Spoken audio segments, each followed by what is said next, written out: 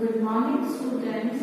आज हम आपकी इकोनॉमिक्स की book development of Indian economics भारतीय अर्थव्यवस्था के विकास के चैप्टर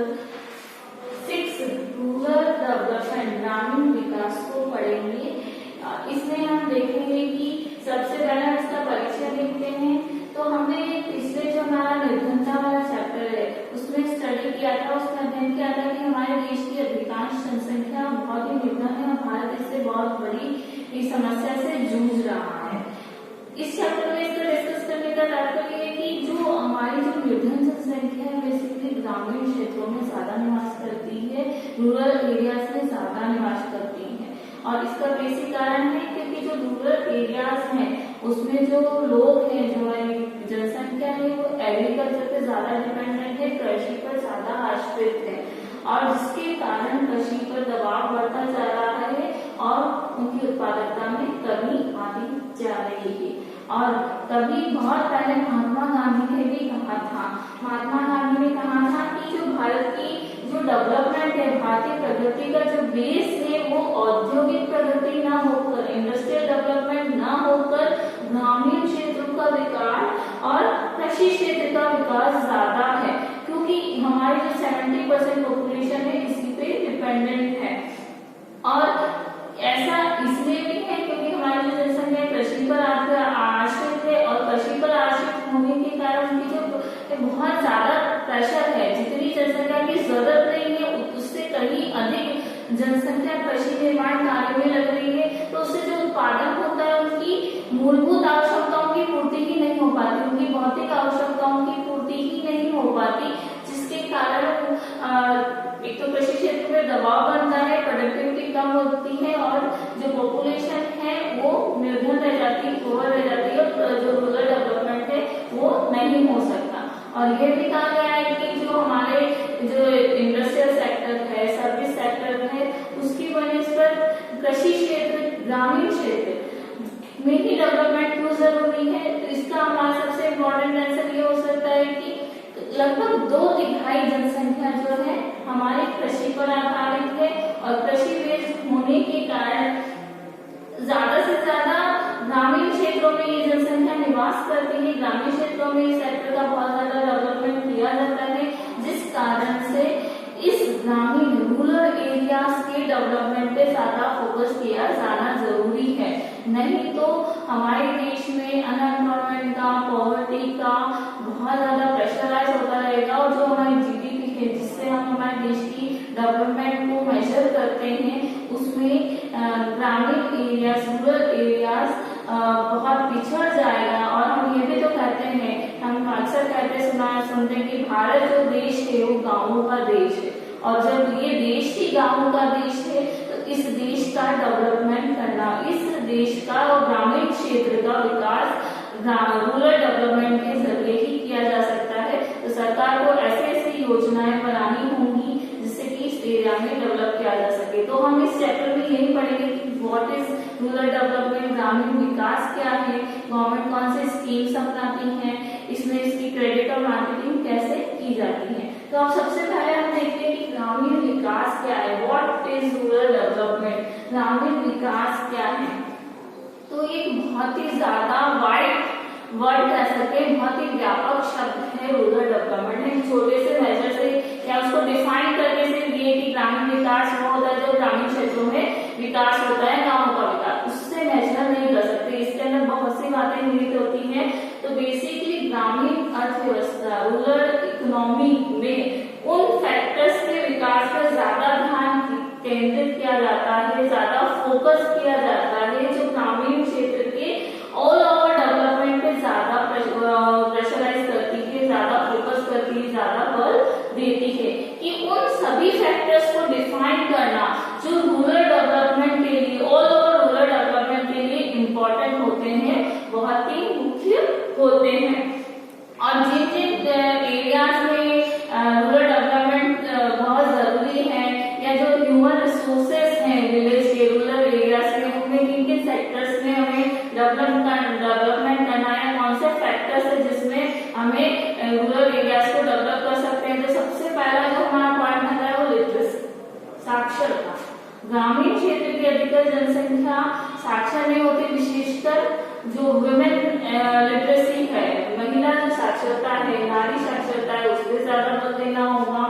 एजुकेशन स्किल्स पे बल देना होगा, ऐसे स्किल्स पे बल देना होगा जो एजुकेशन देना होगा जो कि एग्रीकल्चर डेवलपमेंट में ज्यादा से ज्यादा हेल्पफुल हो सके। इसके अलावा हेल्थ फैसिलिटीज प्रोवाइड करना, चाहे महिलाएं हैं उनकी स्वास्थ्य संबंधी विशेष देखभाल संबंधी फैसिलिटीज देना, लैंड रिफॉर्म्स करना, भूमि सुधार कार्यक्रम अपनाना, जो कि हम पहले पढ़ चुके हैं कि क्या होते हैं लैंड रिफॉर्म्स प्रोग्राम्स। इसके अलावा जो प्रोडक्शन रिसोर्सेस है उनको डेवलप करना, और जो इंफ्रास्ट्रक्चर है, जो रूरल इंफ्रास्ट्रक्चर है, जो ग्रामीण आधारित संरचना है जिसमें हम एग्रीकल्चर मार्केटिंग दे सकते हैं, और जो रोडवेज का डेवलपमेंट है, सड़क परिवहन है, ग्रामीण क्षेत्रों में सड़क परिवहन है उनका डेवलपमेंट करना, वहाँ पे क्रेडिट एंड मार्केटिंग जो साख और विपणन की सुविधाएं उपलब्ध कराना, इन सब का डेवलपमेंट करना है। इसके अलावा जो है वहाँ पे निर्धनता निवारण कार्यक्रम जो कि हम पढ़ चुके कि कौन कौन से गवर्नमेंट है ना पॉवर्टी के लिए वर्क करती है, प्रोग्राम चलाती है, उनको अच्छे से लागू करवाना और उनकी उत्पादकता को बढ़ाना, तथा कमजोर जो वर्ग है, जो एक प्रिविलेज्ड सेक्टर है, उसको ज्यादा से ज्यादा हेल्प कराना। तो ग्रामीण विकास में ये सारे फैक्टर्स है, इसके डेवलपमेंट के साथ ही हम ग्रामीण क्षेत्रों का या रूरल एरियाज का डेवलपमेंट कर सकते हैं। इन फैक्टर्स के अलावा जो ग्रामीण क्षेत्र है, एग्रीकल्चर जो रूरल सेक्टर है, उसमें एग्रीकल्चर डेवलपमेंट के साथ साथ नॉन एग्रीकल्चर एक्टिविटीज को भी आगे प्रोवाइड करना है या उसको आगे प्रोग्रेस करना है। और नॉन एग्रीकल्चर एक्टिविटीज कौन कौन सी होती हैं, तो उसमें हो सकती है हमारे जो खाद्य प्रसंस्करण है, फूड प्रोसेसिंग के जो सिस्टम है, और एग्रीकल्चर से रिलेटेड जो फॉरेस्ट्री है, जो वानिकी है, या मत्स्य पालन है, फिशरीज है, या इसके अलावा और भी हेल्थ जो फैसिलिटीज उन सेक्टर्स में प्रोवाइड करना है, एजुकेशन प्रोवाइड करना है, ताकि खाली कृषि ही नहीं, एग्रीकल्चर ही नहीं, उससे रिलेटेड नॉन एग्रीकल्चर एक्टिविटीज में भी लोग अपना कॉन्ट्रीब्यूशन दे सके और रूरल डेवलपमेंट हो सके, और जो देश की डेवलपमेंट में जो रूरल एरिया अपना कॉन्ट्रीब्यूशन दे सकता है वो आगे बढ़ सके। इसके लिए पशुपालन को भी बढ़ावा दे सकते हैं, एनिमल हस्बेंड्री उसका डेवलपमेंट करना है। तो ये सभी नॉन एग्रीकल्चर एक्टिविटीज है जिसमें लोगों के लिए फैसिलिटीज प्रोवाइड करना, ताकि वो कृषि पर ही आधारित न रहे, एग्रीकल्चर पे ही डिपेंडेंट नहीं रहे, बट इन एक्टिविटीज में भी रहे जो एग्रीकल्चर से कोरिलेट करती हैं, उससे साथ संबंधित है, ताकि उनके डेवलपमेंट के साथ ही हम अपने रूरल डेवलपमेंट भी कर सकें, और रूरल डेवलपमेंट होगा तो हमारे देश की इकोनॉमी का भी डेवलपमेंट होगा, हमारे कंट्री का भी डेवलपमेंट होगा। लेकिन हम देखते हैं कि हमारे कृषि में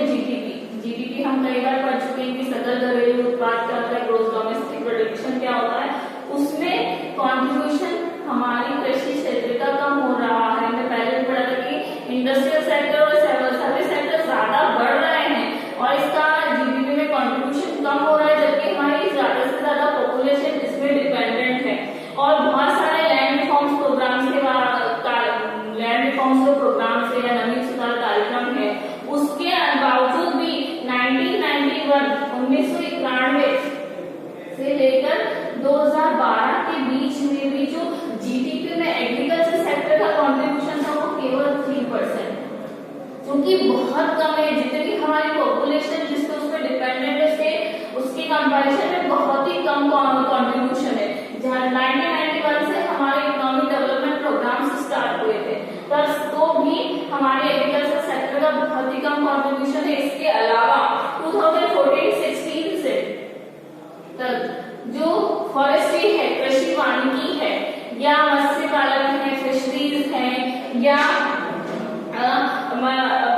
या और भी इससे रिलेटेड जो फूड प्रोसेसिंग प्रोग्राम है, इसमें जो इनका कंट्रीब्यूशन 1% से कम है, लेस देन 1%। तो ये देखिए कि इतना कम, हमारी जो पॉपुलेशन है सबसे ज्यादा एग्रीकल्चर पर डिपेंडेंट है, में कंट्रीब्यूशन कम है, और उसका बेसिक रीजन ये है कि इनकी जो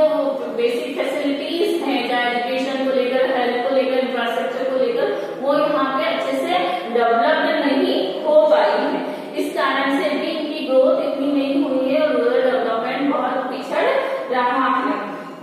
कई जो अर्थशास्त्रियों का मानना है कि जो गवर्नमेंट इन्वेस्ट करती है, सार्वजनिक निवेश है, उसके में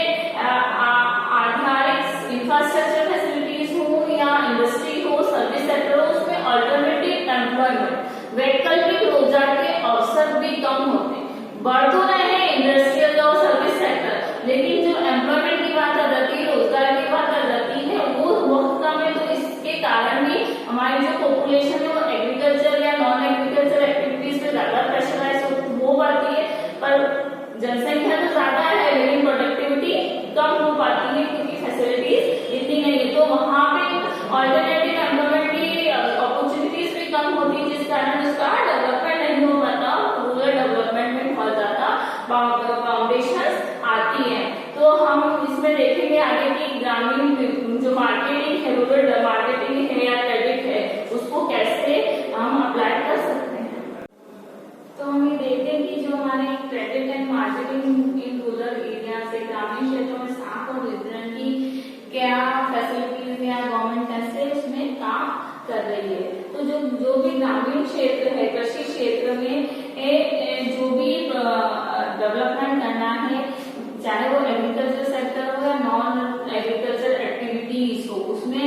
प्रोडक्टिविटी को इंक्रीज करने के लिए, उत्पादकता को बढ़ाने के लिए कैपिटल की आवश्यकता होती है, पूंजी की आवश्यकता होती है। एक किसान जब खेत में, फील्ड में बीज बोता है, उससे लेकर फसल कटाई तक, फसल पकने की अवधि तक ये बहुत लॉन्ग टर्म होता है। तो उसके लिए हर चीज के लिए डेट लेना पड़ता है, ऋण लेना पड़ता है, चाहे वो बीज हो, सीड्स हो, उसके लिए इक्विपमेंट्स हो या फर्टिलाइजर्स हो, बीज उर्वरक या औजारों के लिए बहुत ऋण लेना पड़ता है। इसके अलावा जो अदर एक्टिविटीज होती हैं ग्रामीण क्षेत्र, हम सभी जानते हैं कि विवाह है, मृत्यु है, इन सब में भी बहुत ज्यादा एक्सपेंडिचर होता है। तो जो कृषक है सब क्षेत्रों को ऋण द्वारा ही पूरा करता है, डेट द्वारा ही पूरा करता है, ऋण लेकर ही पूरा करता है। हम पहले देखते थे कि स्वतंत्रता से पहले, इंडिपेंडेंस के समय तक भी जो हमारे हैं जमींदार होते थे या जो बड़े व्यापारी होते थे, वो जो मार्जिनलाइज्ड फार्मर्स है, सीमांत कृषक हैं या इसके अलावा भूमिहीन कृषक हैं, लैंडलेस जो फार्मर्स हैं, उनको बहुत ही ज्यादा हाई इंटरेस्ट रेट पे ऋण देते थे और जिनको चुकाना उन कृषकों के लिए बहुत ही मुश्किल हो जाता था। हम सभी जानते हैं कि जो हमारे एग्रीकल्चर बेसिकली मानसून पे बेस्ड होती है, मानसून आधारित होती है। तो जिस वर्ष मानसून अच्छा होगा उस ईयर में तो एग्रीकल्चर सेक्टर डेवलप हो जाता है, लेकिन जिस ईयर नहीं होता तो हमारे एग्रीकल्चर सेक्टर में बहुत ज्यादा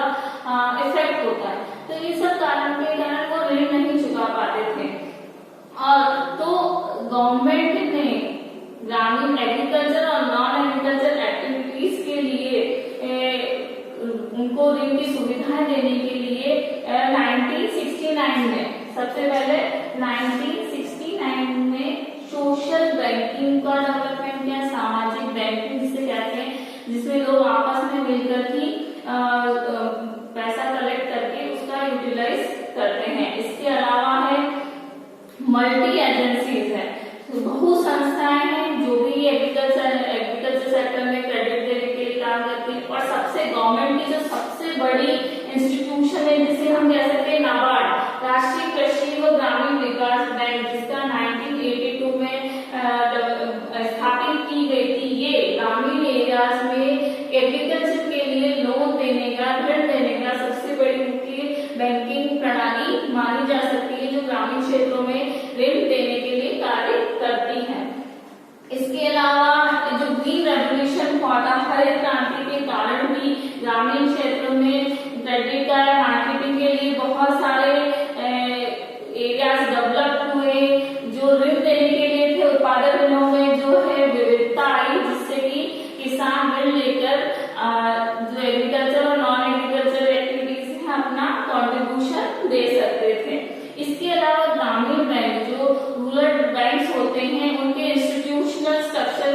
अनेक बहुत सारे इंस्टीट्यूट डेवलप हुए। एक बहुत बड़ा इंस्टीट्यूशनल स्ट्रक्चर था जिसमें हो सकता था कमर्शियल बैंक, जो व्यापारिक बैंक हुए, रीजनल बैंक हुए, रीजनल रूरल बैंक हुए, cooperative and land development bank हुए, जो कि ग्रामीण बैंकों के अंदर इन एरियाज में, रूरल एरियाज में डेवलपमेंट के लिए अपना कॉन्ट्रीब्यूशन देने लगे थे, जो बहुत ही लो इंटरेस्ट रेट पे, सस्ती ब्याज दरों पर जो फार्मर्स हैं उनको ऋण उपलब्ध कराते थे, और पर्याप्त मात्रा में जो जिनसे एक फार्मर को जितनी नीड होती है उतनी ऋण देकर, जिससे कि वो अपनी कृषि कार्य को अच्छे से कर सके, उतना ऋण देते हैं, जिससे कि और बहुत लो इंटरेस्ट रेट पे, जिससे फार्मर्स पे प्रेशराइज भी नहीं रहते। इसके अलावा सबसे और एक इम्पोर्टेंट डेवलपमेंट ये हुआ कि सेल्फ हेल्प ग्रुप, जो स्वयं सहायता समूह थे, उनका प्रादुर्भाव हुआ, उनका डेवलपमेंट हुआ, जो उन्हीं क्षेत्रों के लोग आपस में मिलकर उन लोग मित्रता को बढ़ावा देते हैं, पैसा इकट्ठा करते हैं, और फिर जिन्हें ऋण की आवश्यकता होती है, क्रेडिट की आवश्यकता होती है, उन्हें वो बहुत ही सस्ती ब्याज दरों पर उपलब्ध कराते हैं। और ऐसा इसलिए हुआ क्योंकि जो भी हमारी फॉर्मल बैंकिंग सिस्टम था, जो औपचारिक बैंकिंग प्रणाली थी रूरल एरियाज में, वो इतनी प्रॉपरली डेवलप नहीं हो पाई थी, इतनी विकसित नहीं हो पाई थी। इसके साथ ही जिन लोगों को ऋण मिलना चाहिए उनको प्रॉपरली ऋण मिल नहीं पाता था, या पर्याप्त रूप में नहीं मिल पाता था जितनी उन्हें आवश्यकता थी। तो इसी कारण से सेल्फ हेल्प ग्रुप, SHG जिसे हम बोलते हैं, SHG सेल्फ हेल्प ग्रुप का डेवलपमेंट हुआ, और वे अपने स्तर पर साख को, क्रेडिट को इकट्ठा करके जिन भी कृषकों को, जिन तक औपचारिक जो फॉर्मल इंस्टीट्यूशंस के द्वारा ऋण नहीं पहुंच पाता, बहुत ही सस्ती दरों पर, बहुत ही कम रेट पर इंटरेस्ट ऋण उपलब्ध कराते हैं, जिससे कि कृषक और नॉन एग्रीकल्चर एक्टिविटीज के लिए कार्य पूरा कर सके। और इस जो भी जितनी भी ये जो सेल्फ हेल्प ग्रुप के थ्रू जितनी भी एक्टिविटीज होती है, उसमें सबसे बड़ा बेनिफिट होता है कि एग्रीकल्चर जो रूरल एरियाज हैं वहां पे मित्रता को बहुत बढ़ावा मिलता है, सेविंग्स को बहुत ज्यादा बढ़ावा मिलता है, क्योंकि जो ग्रामीण क्षेत्रों में अननेसेसरी एक्सपेंडिचर बहुत ज्यादा होते थे, जैसे विवाह पे, मृत्यु पे, सब पे, या और भी फॉर्मेलिटीज के लिए, तो उनको कम करते हुए सेविंग्स को ज्यादा बढ़ावा मिलता है, और इस ऋण को, इस डेब्ट को वो जरूरतमंद लोगों तक पहुंच जाते हैं। और ये जो ऋण उन्हें दिया जाता है वो उन्हें बहुत ही छोटी छोटी किस्त के रूप में लौटाना पड़ता है, बहुत ही कम इंटरेस्ट रेट पर लौटाना पड़ता है, जिससे उनके लिए बहुत ही हेल्पफुल होता है इन ऋण को चुकाना। मई 2019 तक 2019 तक में 54 लेक्स SHG ग्रुप्स थे, सेल्फ हेल्प ग्रुप थे, जिन्होंने लगभग 6 करोड़ लोगों तक और बेसिकली महिलाओं तक इस ऋण को पहुंचाया है। 6 करोड़ महिलाएं 2019 तक इससे लाभान्वित हुई हैं, और उन्होंने अपनी जो कॉन्ट्रीब्यूशन है एग्रीकल्चर सेक्टर्स में और नॉन एग्रीकल्चर एक्टिविटीज में, उसमें उनका बहुत हेल्प मिली है। इसके अलावा जो SHG ग्रुप्स हैं 10 से 15,000, 10 to 15,000 एक SHG ग्रुप, जो 54 लाख SHG ग्रुप से, उसमें से हर एक जो SHG ग्रुप से कम 10 to 15,000 का जो कलेक्शन करता है, और इसके अलावा जो उस पूरे एरिया के जो SHG ग्रुप्स है वो लगभग 2.5 लाख जो रुपीज है उनका कलेक्शन करते हैं, फिर उन्हें लोगों की हेल्प के लिए दिया जाता है। और इसका उपयोग बेसिकली सेल्फ एम्प्लॉयमेंट को, स्वरोजगार को बढ़ाने के लिए किया जाता है। और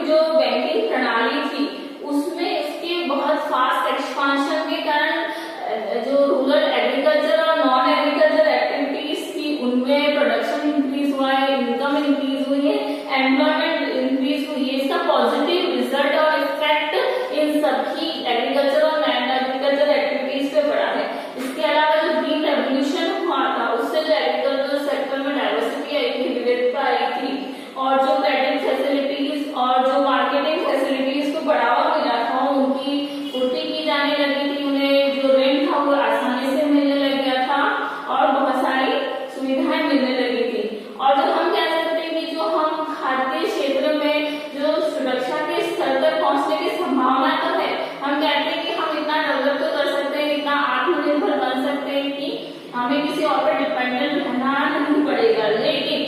इसके लिए जो बैंकिंग सिस्टम है वो सुचारू रूप से व्यवस्थित नहीं हो पाया। सरकार ने इतने सारे प्रोग्राम जरूर चलाए, लेकिन इनका जो उपयोग था या इनका जो क्रियान्वयन था वो प्रॉपर्ली नहीं हो पाया, और जिन लोगों को वास्तविकता में ऋण की जरूरत थी उन तक वो वास्तविकता में पहुंच नहीं पा रहा था, या जितनी आवश्यकता थी उतना नहीं पहुंच पा रहा था। इसके अलावा जो व्यावसायिक बैंक है उसके अलावा जो कमर्शियल बैंक है, उसके अलावा जो दूसरे चाहे प्राइवेट बैंकिंग सिस्टम हो या सेल्फ हेल्प ग्रुप हो, वो सेविंग्स की जो कल्चर है उसको इतना बढ़ावा नहीं दे पाया, उसको अच्छी तरह से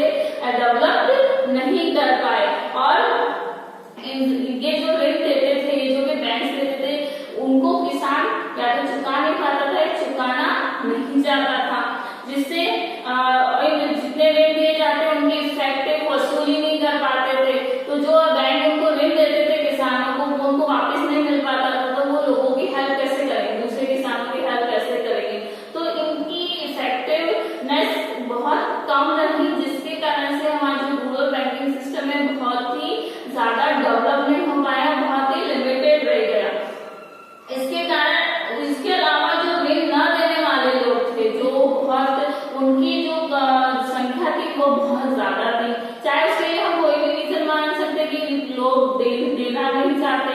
या बहुत सारे नेचुरल कैलामिटीज आती है जिसके कारण से उनकी एग्रीकल्चर प्रोडक्टिविटी कम होती है, तो वो चुकाने में असक्षम हो जाते हैं, या इसके अलावा उनके अदर जो एक्सपेंसेस हैं जो मैरिज पे या डेथ पे होते हैं, या अन्य जो रिचुअल्स है उनको कंप्लीट करने के लिए होते हैं, उसके कारण वो इनको चुकाने में असमर्थ होते हैं, क्योंकि